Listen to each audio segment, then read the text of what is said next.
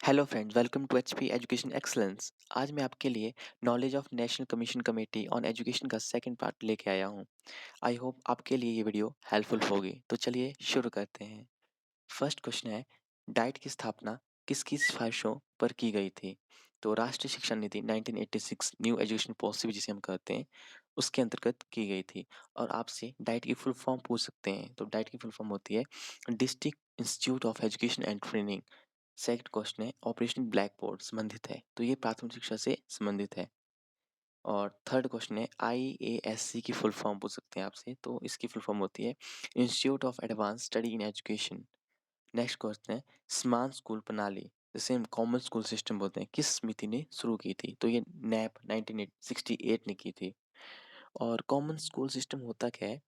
इसमें ये है कि इस सभी बच्चों के लिए खोले गए थे, चाहे गरीब हो चाहे अमीर हो। और इसमें व्यवस्था की गई थी कि स्कूलों में कोई भी शिक्षण शुल्क नहीं होगा।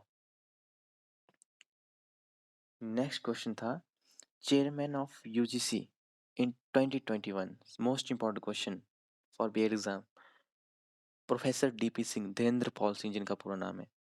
नेक्स्ट क्वेश्चन है, सिक्स, आधुनिक शिक्षा का जनक किसे कहा जाता है? तो चार्ल्स ग्रांट को आधुनिक शिक्षा का जनक कहा जाता है। सेवन्थ क्वेश्चन है, जितने भी हमने कमीशन पढ़े उनके मैं साथ में आपको बताने जा रहा हूँ। आपसे पूछ सकते हैं कब ये इम्प्लीमेंट हुए, कब ये आए थे। तो फर्स्ट है सैडलर विश्वविद्यालय आयोग, ये हमारा 1917 में आया था। नेक्स्ट आया था हाटोग, इसके बाद हाटोग समिति आई थी जो कि 1929 में आई थी। शिक्षा के विकास के संबंध में प्रतिवेदन देने के लिए 1929 ईस्वी में सर फिलिप हाटोग की अध्यक्षता में समिति का गठन किया गया। उसके बाद मौलिक शिक्षा की वर्धा योजना आई थी 1937 में। 1937 में महात्मा गांधी ने शिक्षा की एक योजना प्रस्तुत की जिसे वर्धा योजना की संज्ञा दी गई। उसके बाद सार्जेंट योजना आई 1944 में। केंद्रीय शिक्षा सलाहकार बोर्ड ने 1944 ईस्वी में एक राष्ट्रीय शिक्षा योजना तैयार की जिसे प्राय सार्जेंट योजना कहते हैं। उसके बाद राधाकृष्णन आयोग आया 1948-49 में। उसके बाद कोठारी आयोग आया 1964-66 के बीच। और उसके बाद राष्ट्रीय शिक्षा नीति आई 1968 में। फिर न्यू एजुकेशन पॉलिसी आई 1986 में। अब आपको पता ही है 2020 में नैप 2020 भी आई है, जिसका स्ट्रक्चर मैंने पिछली वीडियो आपको बता दिया था। नेक्स्ट है नोट, मैकॉले की शिक्षा पद्धति को डाउनवर्ड फिल्ट्रेशन थ्योरी अर्थात विपरीशन का सिद्धांत भी कहा गया है। और एक यहाँ से इंपॉर्टेंट क्वेश्चन पूछ सकते हैं आपसे कि 1976 ईस्वी में भारतीय संविधान में 44 संशोधन द्वारा शिक्षा को समवर्ती सूची में डाल दिया गया। इसके पूर्व राज्य सूची में थी, जो शिक्षा थी पहले वो राज्य सूची में थी, उसको समवर्ती सूची में डाल दिया गया। किसके? 1976 में डाला गया था 44वें संशोधन के द्वारा। और एट्थ क्वेश्चन है, इंदिरा गांधी राष्ट्रीय मुक्त विश्वविद्यालय इग्नू की स्थापना कब हुई थी? तो ये सितंबर 1985 में हुई थी। Next question ninth, Hunter commission की स्थापना किसने की थी? तो लॉर्ड रिपन ने की थी। और आपसे ऐसे पूछ सकते हैं कि 1882 ईस्वी में हंटर आयोग को किस रूप में जाना जाता है? तो जो इसका दूसरा नाम है हंटर आयोग का, इसको भारतीय शिक्षा आयोग भी कहा जाता है। नेक्स्ट 10th क्वेश्चन है, हिस्ट्री ऑफ एजुकेशन इंडिया नामक पुस्तक किसने लिखी थी? तो एस.एम. मुखर्जी ने लिखी थी। 11th क्वेश्चन है, Navodaya school has been established for, तो ये provide goods education in rural areas, ग्रामीण क्षेत्रों में अच्छी शिक्षा के लिए खोले गए थे। जो प्रतिभाशाली बच्चे होंगे ग्रामीण शिक्षा में उनके लिए स्कूल खोले गए थे। नेक्स्ट क्वेश्चन है, इंपॉर्टेंट क्वेश्चन है ये भी, the idea of four pillar of education was suggested by, किसने दिया था? यूनेस्को ने दिया था ये।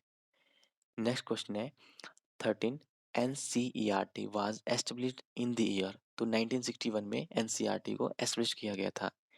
नेक्स्ट क्वेश्चन है, according to NCF 2005 the role of teacher of a facilitator, उसमें कहा गया था कि टीचर का रोल क्या होना चाहिए? फैसिलिटेटर का होना चाहिए। नेक्स्ट क्वेश्चन है 15, what was the purpose of mid day meal scheme at primary level? जो मिड डे मील हमारा आया था 1995 में स्टार्ट हुआ था, ये 15 अगस्त 1995 में स्टार्ट हुआ था।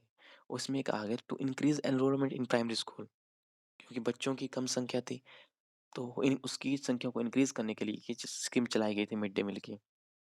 नेक्स्ट क्वेश्चन है, ये भी मोस्ट इंपॉर्टेंट क्वेश्चन है, article 45 under the directive principles of state policy in the Indian constitution provides for, इसमें free and compulsory primary education की बात की गई है। और ये आर्टिकल 21 ए के अंतर्गत भी आता है और आर्टिकल 45 भी सेम ही है ये। आप कैसे भी यहाँ से क्वेश्चन पुट किया जा सकता है। नेक्स्ट क्वेश्चन है 17, डीपीईपी, इसकी फुल फॉर्म पूछ सकते हैं, डिस्ट्रिक्ट प्राइमरी एजुकेशन मतलब जिला प्राथमिक शिक्षा कार्यक्रम, और ये 1994 में स्टार्ट हुआ था। नेक्स्ट ये सबसे इम्पोर्टेंट फुल फॉर्म लेके आया हूँ। 18 क्वेश्चन है एनसीईआरटी। तो एनसीईआरटी होती है national council of educational research and training.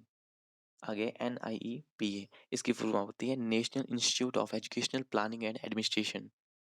और एनयूईपीए की होती है national university of education planning and administration.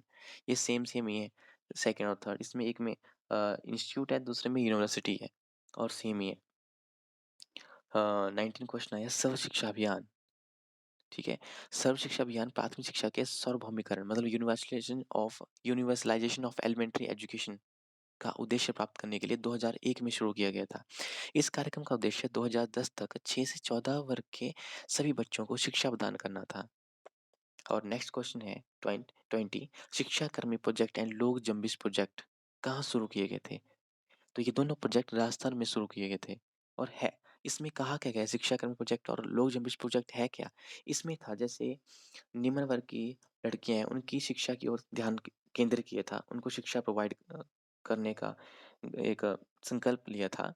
उसमें जहाँ जिन क्षेत्रों में स्कूल नहीं थे वहाँ स्कूल खोले गए थे, आंगनवाड़ी केंद्र को सशक्त बनाया गया था उसमें। ठीक है, तो ये थे हमारे नॉलेज ऑफ नेक्स्ट क्वेश्चन का पार्ट 2 के इम्पोर्टेंट क्वेश्चन। होप सो आपके एग्जाम के लिए इम्पोर्टेंट होंगे। And thank you for watching.